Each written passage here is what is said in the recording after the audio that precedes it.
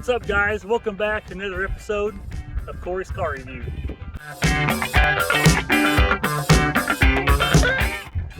So I'm here today with Larry Shaw. I met him at the local car show a couple weeks ago, and he was telling me a little bit about his story and this beautiful car behind me. And I asked him if we could do a video with him and he could share his story with us, and he said I'd be happy to do it. So here we are. Larry, I want to tell you thank you for joining us My today. pleasure. Happy to be here. So this is a pretty unique and interesting story. Yeah, a lot of people have cars like this that they haven't really shipped done. I got the car. It was my daily driver. I was 20 years old, and Man, wouldn't you love to have a car like this at 20? yeah. So I'm the original owner on this car. Originally, I ordered the '67 Charger, the fastback, and the sales manager, who was running a little side house for my parents in a small town, California. I guess he was an alcoholic, I found out later, but he stole my deposit. He wrote up my order, and a real good deal, so I'd buy the car. And he just never ordered it. He kept giving me new cars to drive, and he wouldn't let me get a lot of miles on them. He'd call me up and say, Larry, I got a customer for the car, bring it in. So I'd bring it in, he'd give me another car. He drove Dodge, Polaris, just all different kinds of Dodges. And then after a couple of months, a real small dealership, they probably had maybe 75 to 100 cars in the whole lot. And the owner asked me why I'm hanging around after a couple of months. I told him, I said, I'm waiting for my new car. He goes, what new car? And I showed him my bill of sale. So then the sales manager went to jail. Turns out later he did it to 3 other people also. Oh, man. And so it was too late to get the car the way I ordered it. So the owner of the dealership said he'll either get me another car, give me my money back, or he'll show me a picture of a '68. They're not out yet. And he would give it to me for the same price that he wrote me up for the '67. So I said okay to that. My dad didn't want me to do it. He didn't want me to buy a new car anyway, because he said, Larry, you lose $1,000 as soon as you drive it off the showroom floor. So I said, Dad, I'll keep it till it goes to the junkyard. So at least I had my dad till 2011. So that's when I lost him, and so he knows it held its value. That's not going to the junkyard. Yeah, that's so rare, because I mean there's a handful of people that have they can say they've got the car from brand new this many years later. And I actually had the car about 2 weeks or so before the dealerships did, because it got shipped into Long Beach, California. They went and got it, brought it to me to the dealership. So without even being prepped, I took my car, and then I drove it to every Dodge dealership I could find. And I was the only one that had the Dodge Charger. They weren't out yet. And so they all came out to see my car. Then I'll leave a little scratch when I left the drive. But on my bill of sale, it'll show expedite with no charge. That was because they shipped it out special form and quick. oh wow, And that was all because of what had happened. right. And they're trying to make it right. The Chrysler Corporation was trying to make it right. So anyway, so with my daily driver, the car's not restored. The paint job from the Northridge earthquake, and that is the Northridge. So the paint job is 27 years old, but it's original wheels, original chrome. That's crazy. I'll show you under the hood. It's original under the hood. I'm not restored. For 5 years, I never saw a garage. And I used to sit on the bottom of the stairs. I was the only one that spoke English. I had a transistor radio keeping an eye on my car.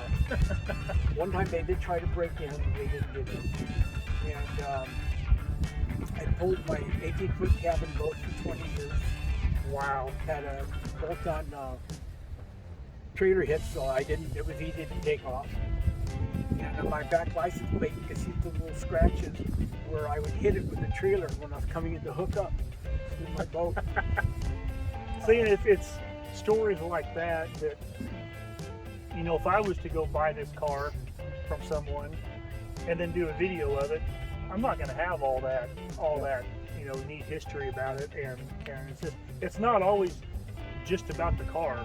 It's not about a 1,000 horsepower car that someone put twin turbo on. It's about the story of the person that got it. And, you know, in your case, you got a brand new, Right. and it's all the story that goes with it that makes each car unique. Yeah. Well, and like I said, in '67, when I ordered the Charger, I ordered it with a 383 because the police were using 383s. I ordered it with a 383 two-barrel. So now I wish I had a 4-speed RT and all that, but I wouldn't be here now, and the car wouldn't be here now. Yeah. Before this, I had a '54 Chevy. I crashed into it. I went to Fort Worth into a crash. So by having a two-barrel, I got like around 300 horsepower. I could leave 8 feet of scratch, but I won't win no race. Right. So Well, it's something that's going to last.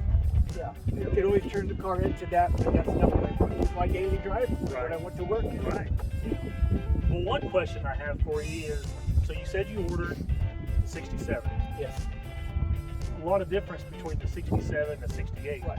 How did you feel when you didn't get the 67 body style, but you got a whole new body style? Right.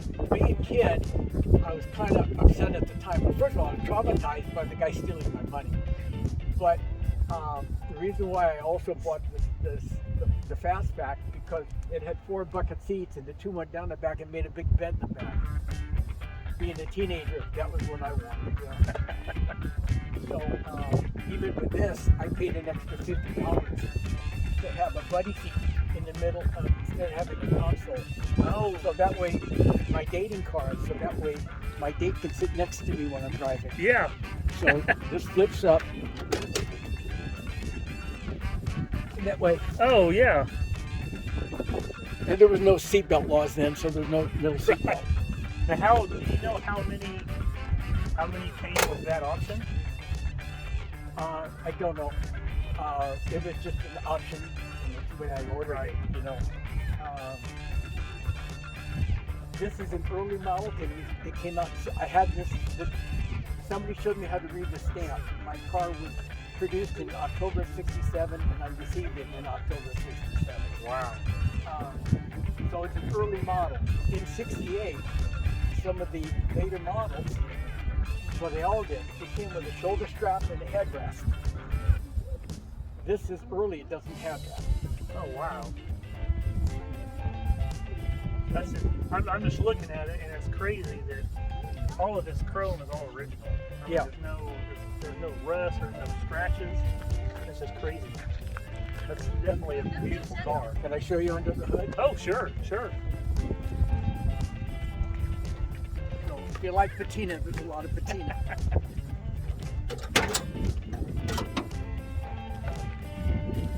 Well, like I say, it's not restored. There's lots of weather you can see in the stuff up here. That's just, you don't see.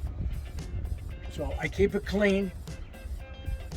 But Man, I love that. yeah. I love that smell. You know, the older cars, you open the hood and you get that Yeah. that distinct smell from under the hood, from inside the car. Right. People ask me how many miles I have on it. I tell people if I'm selling it 53,000. If I'm not selling it, it's 153,000. You know, I've been through 9 states. I averaged on the highways 110 miles an hour on biased tires. So Wow. Have you like these? I was noticing these valve covers. Yeah. They're not. That's all original paint and everything, well, it's right? original patina. I wish it wasn't there. Oh, that's so cool. It's such a cool. I mean, the car itself is cool. Then you have the story, and it just makes it that much more unique. Like I said, I paid extra to have the turn signal light. The only thing I didn't order extra on this car, which I wished I had ordered, was a side mirror on the passenger side. Oh yeah. And I could put one on for a couple of dollars, but after 57 years, I don't need it now. Right. Well, there's so many cars that I've had several cars and they didn't have that. They didn't have a side mirror. And it's weird now thinking about. Yeah, but these do have a blind spot, so a side yeah. mirror would have been really nice. So with 383, you guessing probably around 300 horse. I think it says it's a 290 horse with a 2-barrel. Not because of 3 to 3, because of the 2 wheel. I mean, it would take very little to make it faster, but after all these years, Then you, well, do it now? then you take away from the nostalgia. It's what it, yeah. So I'd rather just keep it stock. It is stock. It's what it is. You know, a lot of people converted their headlights to electric. Mine are still vacuum. They go up one at a time. Put that one at a time because of the vacuum. Yeah. Oh wow. Well, let's maybe we can walk around it. Yeah. Well, like I said, if you look close at the wheels, you can see patina in there. But Well, you know, that's You know. just such a pretty car. That's just, it's, I think it's pretty neat that you've got this before any of the other dealers got, and you're Oh, yeah. talking about back then, from year to year, something changed, whether it was a side marker lights or a window Right. or the roof line, you know, in this case from the 67 to 68. yeah. The roof line was different, and so Right. This one, but like some of the controls and stuff, they're unique just to 68 though.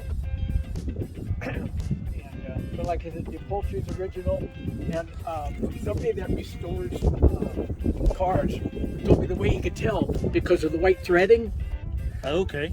that when they redo them, they're black threads. Oh, okay.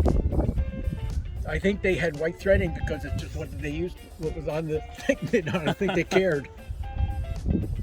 It wasn't. They weren't going for a look. Just like, Well, let's. here's where I scratched it with the license plate. Oh yeah. This might come in with a hitch, and I hit it with a hitch. Shoot, just those original license plates are a fortune. Yeah. Let's check out the inside. Let's take a look. Check out how clean this trunk is. And you said that a friend of yours made this No, for it you? was actually somebody that was a vendor at a car show. Okay. That I was working at the car club, and he didn't do pictures on bats. He just had it with the emblem of the kind of car, you know, like a dog or something like that. But because I did something for him, that he was gracious enough, he did this for me and brought it to my house, like an hour trip away.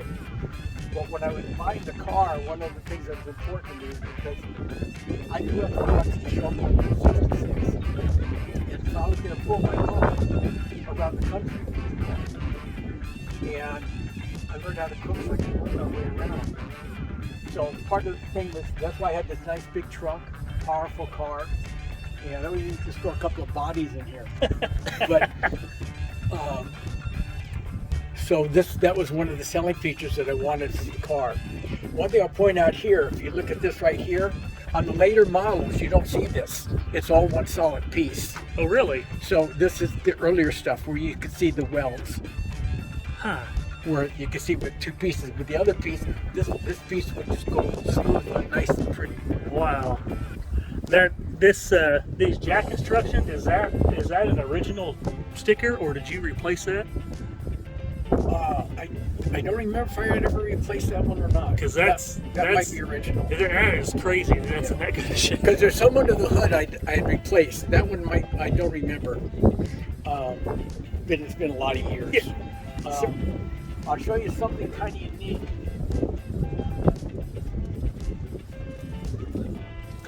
Where'd it go?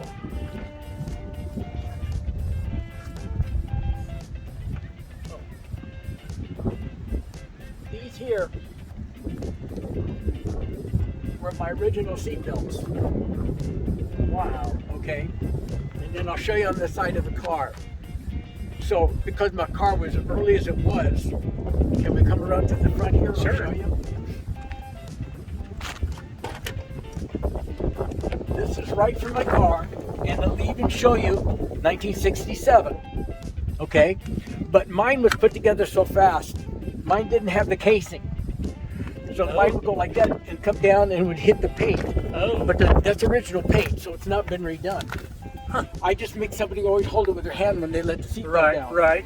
So I got these from somebody pretty inexpensive, and it was right from my car, so I just kept these. But that's what it actually came with. Wow, These are what was on my car.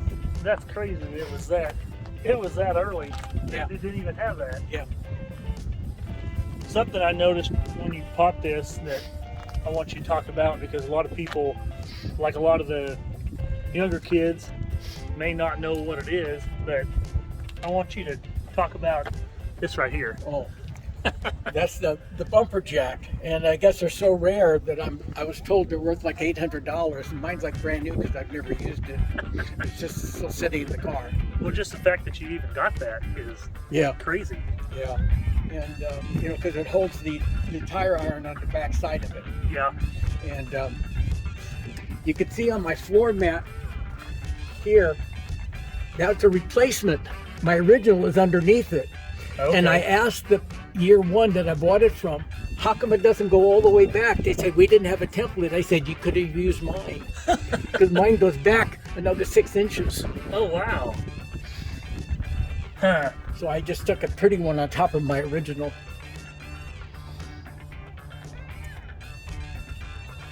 Now you've been, how many magazines have you and this car been featured in? Two. Two? Okay. One was from a car show place in California, and then the other one was Hemmings Muscle Machines, and that one really honored me. So they did a nice 3-page spread on me, and that was mostly also because of my story, not because it was like fast cars. Right. But that was, in case anybody wanted to look at my story, that was November 2018 issue. Okay, Hemmings Muscle Machines. Okay. Now I just noticed that picture. Is that this car? Or is that No. Okay. No, Okay. it's a different car. Okay. But on here, it's not really the car itself, but I have 2 3-ring binders with all my receipts. Wow. In like 71, something right around in there, I had to buy a battery. So I paid an extra $10 to have a lifetime battery. So every 3-4 years, I got a new battery. Then in the late 80s, 2 men in business just walk up and they say, is that your charger? I went, yeah, well, we're from Century Battery Company. We need to see the original receipt. So I showed them, I got out my 3-ring binders. I found their receipt, but it was on NCR paper, so it was all faded off. But they could still see their name, but they couldn't see everything. Then they agreed it was my car. So they took my receipt, they said, don't worry, Century Battery Company typed out what it is to me. Wow. And then they went out of business. Oh, So wow. I located the factory that made the battery for Century Battery Company. They asked me how long I had it, and then they said, you've had it long enough. Oh, that's neat. I'd say you definitely got your money out of it. Best $10 I ever spent. Well, let's maybe we can pop in and you can show us some of the interior. Maybe take us for a ride. Well, now we're inside. Let's check out this interior. This is crazy that it's all original. Yeah. And I love this car. It's so, man, the color is so pretty, and the silver with the black vinyl top and the black interior. It's a nice car. Yeah, this is back when you had your ashtrays and cigarette lighters, and little things that you would have. Has a light in the glove box and all that kind of stuff. One thing I didn't order, I kind of wish I had. I didn't order it with a tack. I think that would just kind of been more cool. Yeah. But I didn't order the tack because I wasn't going to race the car. Right. But it's original, AC works. I did switch to the 134 instead of the R12. Oh, okay. I wonder, I've never known really the numbers, but I had a 70 Z28, never had AC, didn't come factory with AC.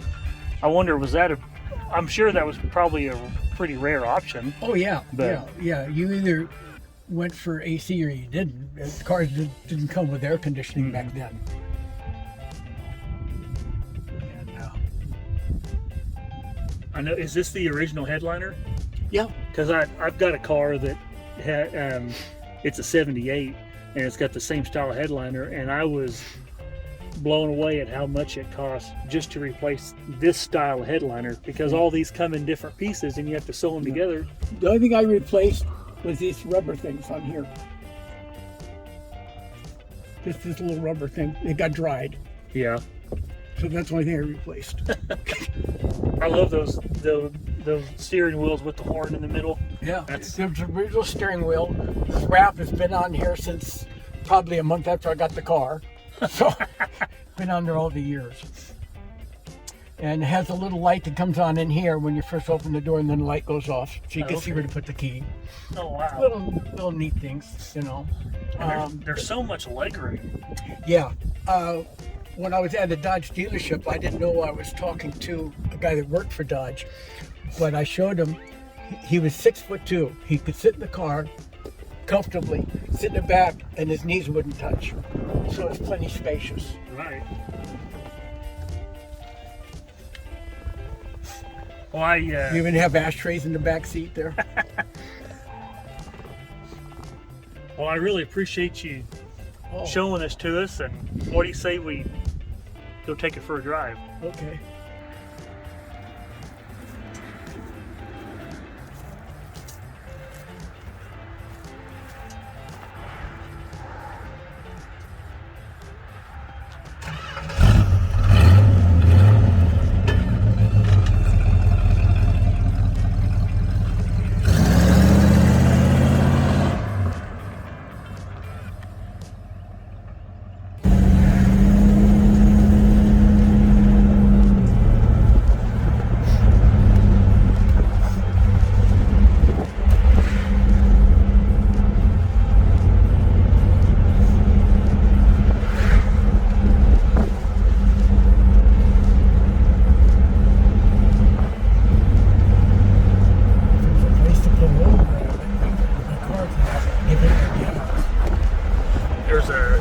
There's a stop sign up here. You can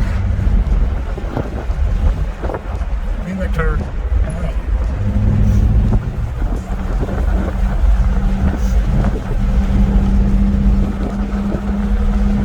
Sure ride's smooth.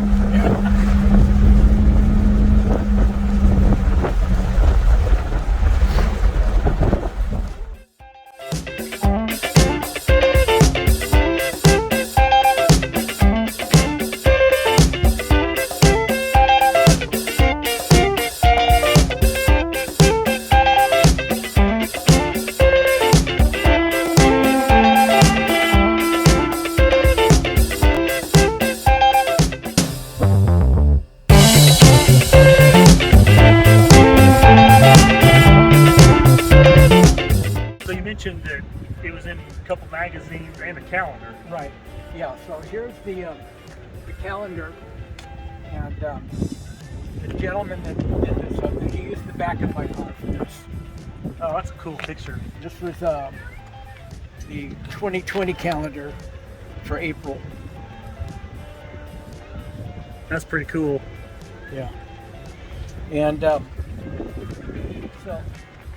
In the Hammond muzzle machine, this is the one I was talking about earlier. This is from November 2018. Okay. November 2018. And they did a nice double spread on me. They call it Expedited Express because of it being shipped to me without being charged. And someone watching this video is thinking, I've seen that exact car in the calendar and the magazine. They did a nice thing on all these pages, you know. Oh, that's picture of me right there, storing how I got it, all the specs on my car, you know. That's cool. So it's really nice. My daughter grew up with me with this car. I had her in a baby seat in the back. And how old is she now? She's 25. So she's got a lot of memories. Yeah. Did you ever let her drive it? Yeah, but I offered her. She doesn't want to drive it. She doesn't want to own it. She's afraid of it. So, you know, when the time comes, I'll sell it. I don't know. I've had my picture taken with the car with Jay Leno, and I don't know if you know. Oh, wow. I don't know if you know the comedian Jeff Dunham, the ventriloquist. Well, we kind of became friends, and he wants first offer for my car. He wants it for his car museum he's building in Van Nuys, California. Wow. So, Wow, that's cool. in fact, I was talking to him a couple of months ago, and I turned down a pretty good sized offer, but before I turned it down, they were offering more than market value. And so I asked Jeff, I said, what do you think I should do? He said, Larry, you got 20 more years. Let him come and take the car from you. Don't sell it. So right now it's not for sale. Yeah. That's it would be definitely be hard to part with it, but someone like that you know it's going to someone that's going to appreciate it just as much as you or even more. That makes sense. People ask me if I would sell it, and I'd say, well, you know, if I got a ridiculous amount or a stupid offer, I might take it. And they say, what is it? And I say, I won't tell you because that might not be stupid to you. Because then I'm going to be on foot when we leave, and as soon as it drives off, I'm going to regret that I sold it. So I've done that with some cars. You know, someone offers you a little bit more than you paid for, and you're like, well, yeah, I'll do that. And then the second, it always looks better after you've sold it and it drives off, because you don't ever get to see it when it's driving away. The window sticker on this was $2,500, but because of the guy stealing my money, I only had to pay $380. And at that time when I bought it, I was making $1.35 an hour, and so it took me 3 years to pay it off, and it was $55 and change a month. You know. Wow. That's just incredible that it's one thing for someone to buy one new, but then to see it through this long, and that's pretty incredible. Well, I want to tell you thank you for letting us do the video. It was enjoyable. I loved it. I'm happy to be able to share my story. Yeah, well, that's what I love.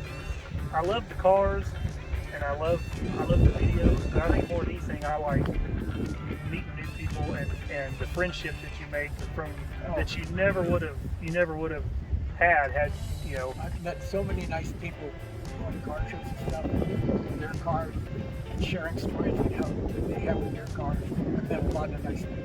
Yeah. Well, that's cool. I really appreciate you meeting us, and thanks for watching this video. Make sure you subscribe so you don't miss any other videos, and can't wait to share the next one with you.